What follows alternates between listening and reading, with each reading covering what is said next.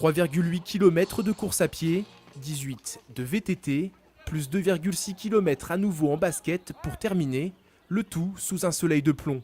Pour cette nouvelle édition, au bassin de la Courance à Maurepas, le vétathlon de l'amicale Police Elancourt-Rambouillet n'a pas ménagé les organismes. À l'image du visage marqué du vainqueur, Vincent Poirier, qui à 6 minutes près égalait le record de la course, 1h11 tout de même pour le policier, habitué des triathlons. Ça s'est bien passé, première course à pied, c'est plutôt mon domaine, donc j'ai pris un peu d'avance. Et à VTT, j'étais costaud dans les bosses, ça allait assez dur quand même. Il faisait quand même assez chaud, il n'y avait pas trop d'air, à part la partie à VTT où c'est en forêt, donc ça va, ça passe. Mais à pied, c'est vrai que c'est vraiment dur. Si la chaleur étouffante augmentait la difficulté du parcours, les coureurs pouvaient compter sur le soutien du public.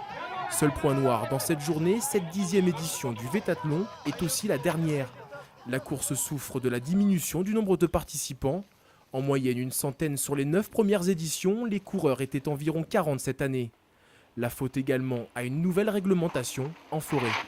L'Office national des forêts donc interdit les courses de VTT chronométrées, donc ils restructurent un petit peu chez eux et forcément nous on applique à la lettre les conditions et le code des forêts. Donc l'année prochaine on ne pourra plus faire de courses VTT au sein des forêts domaniales.